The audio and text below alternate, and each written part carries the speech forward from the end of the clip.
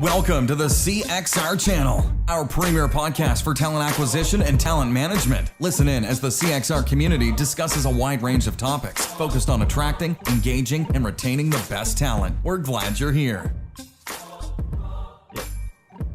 All right, everybody, welcome to CXR's Expertise. I'm Chris White, president of Career Crossroads, and I am bringing to you a new segment of our podcast that literally sits us down for just a few moments with industry leaders to talk about lessons they've learned, their biggest victories, career challenges, that type of thing. The thing worth noting, of course, is that these are just about 15 minutes in duration. It is an expert tease. Now, as I mentioned, each of the discussions have a focused topic. These include things like DE&I challenges, retention, sourcing, leadership, even ethics in recruitment. So if you're with us live, we're encouraging everyone to add questions to the chat area of the broadcast throughout the talk. And at the end of the segment, we'll take a question or two if we've the time, and then we'll move the rest of the conversation online to Talent Talks, which is an open and public exchange on the CXR website. And you can find that at www.cxr.works/talent talks. So I'm pleased to address today's topic with industry friend, and the topic is talent retention. Now, that is something that during a time of challenging economics and workforce planning and management is certainly top of mind for a lot of leaders. And so with me is Danielle Monaghan, the VP of Global Talent and Mobility at Uber. Welcome, Danielle. Thank you. Thanks for agreeing to be a guest on this week's Expertise. Thank you for the invitation. I'm happy to be here. So Danielle, what I'd like to ask you as a talent leader is directly related to, I think, what so many other leaders are struggling with right now, and that's how to develop, retain, and even repurpose recruiting teams when recruitment hiring sort of slows down dramatically or even grinds to a halt. So do you have some words of wisdom or some experience that you'd like to share with the group with regards to the topic?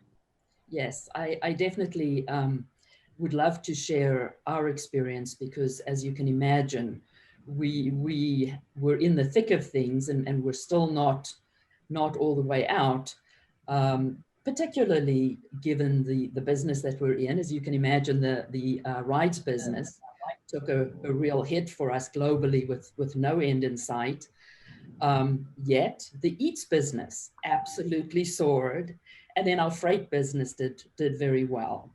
And when COVID hit, we had a number of other businesses that we were building or we were experimenting with.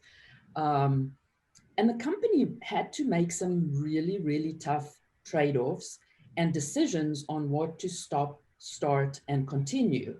And nobody knew when this would end, and I don't think we do still.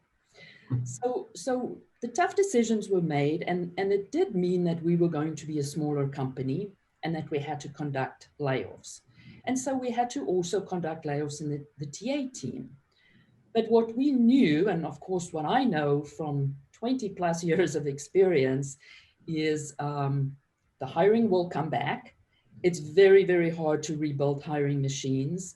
If you have incredible talent, do whatever you can to keep that incredible talent. But how do we keep them productive and engaged and happy in a time that we just don't know what the next month will bring? So what we did was we built a business case and with a few different hiring scenarios and hiring timelines, and then tried to put some direct and indirect costs to this to show a case for rebuilding TA and what it would cost us, and then what it would mean to productivity, and when hiring jumps back, how long it would take us to rebuild. And we took the business case to the CEO, the CFO, and my boss, the CHRO. Had some really good discussions on trade-offs, but we walked out of there with the team being very supportive of keeping the talent acquisition team at the levels that we recommended.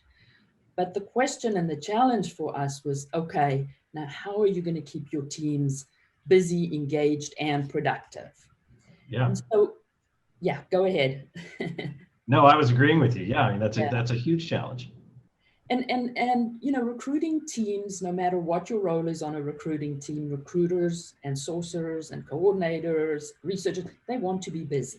They want to be busy. That's just the nature of who we are. So we did what a lot of companies do. I think we doubled down on our training and development. We accelerated our training roadmap very significantly. We accelerated our project roadmap, and we had some big projects. We're putting in a new ATS. We're running a CRM RFP.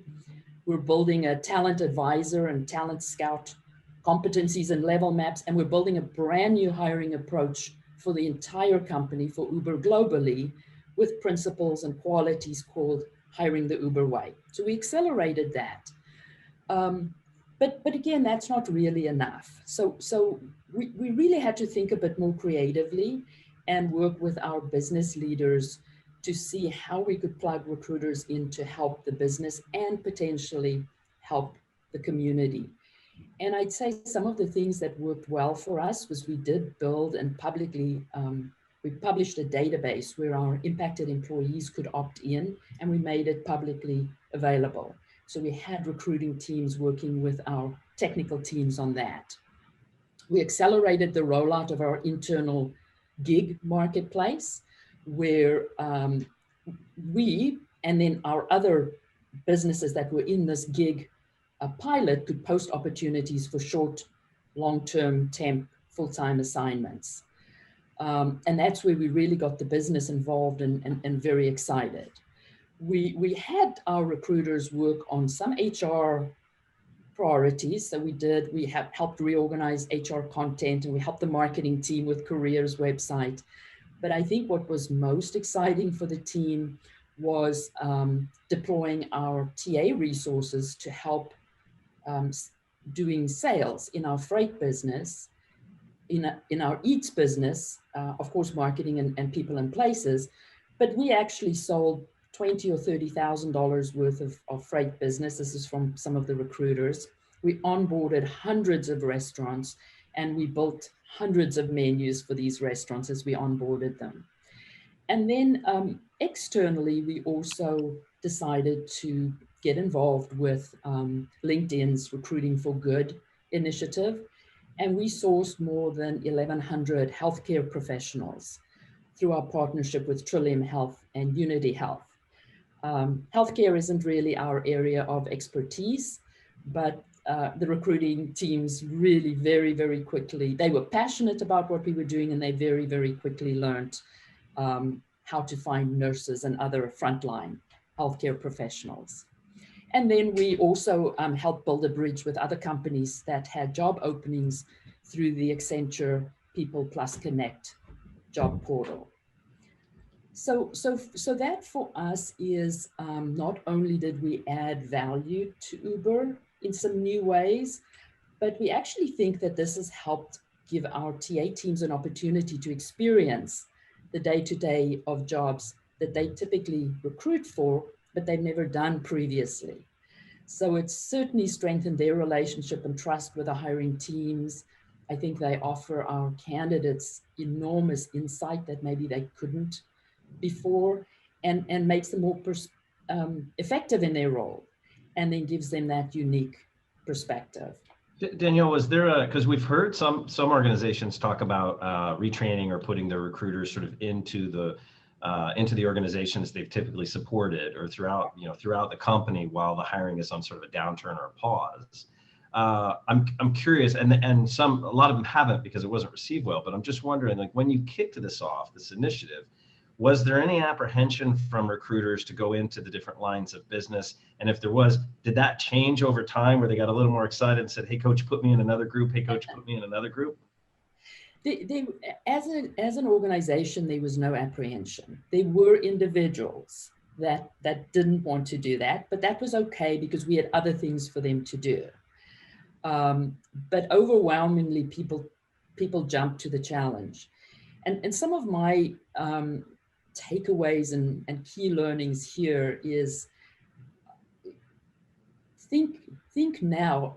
I know that people are going to cringe when I say this, but think now about the next recession or the next challenge, and think long term, and sort of make sure that when you're hiring people, you are hiring recruiters for adaptability, resilience and grit, learning and growth mindset, willingness to roll up their sleeves and get things done, collaborative, ownership, hustle, because these are the recruiters that did really, really well for us. And they took on every challenge we threw their way.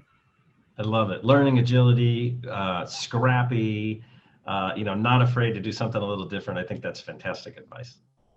So we do have a question that has come in. So I'll read this to you. So someone in our live studio audience would love to hear thoughts around programs or initiative to encourage retention with little or no budget to throw at this. So just from a resource standpoint, like any recommendations there or thoughts on that topic, Danielle? Yeah, I have probably a counterintuitive point of view on this. And my point of view on retention and engagement is it's actually very simple. You have to have, the formula that you have to have for that is the jobs have got to be meaningful, impactful, and people have to have opportunity to run the business in the way that they see fit. So no micromanagement. It's got to be interesting. It's got to be challenging. Transparency in the organization around how decisions are made, top down and bottoms up discussions and raising of issues, transparent feedback, empathy, radical empathy, particularly during this time, I think makes for a great working environment. We are focusing a lot more on social engagement and actually personal engagement than I think we did when we were in the office. I think that is helpful to get to know people personally and really understand where they're coming from. And I think that's where that radical empathy helps. But I don't think you need to spend a tremendous amount of money to retain. Give people opportunities through stretch assignments or mentoring or coaching, tap them when new and interesting projects come along. That goes a very, very long way for retention and engagement. For sure. And I think what I'm hearing too underlying this is that it's almost an opportunity sort of underneath this to help evolve the culture a little bit. Yes. And sort of grow that for the organization as a whole, not just within the TA function. Yes, I agree with that. It's good stuff. Well, Danielle, as always, it's fun to connect with you, hear what's on your mind, and talk about the work that you're doing. Thank you so much for giving us this part of your day. Thank you. I really appreciate it. Thanks, all right, just a reminder. Thanks. So just a reminder that next week, October 29th, we're going to connect with none other than Glenn Cathy, the Boolean Black Belt.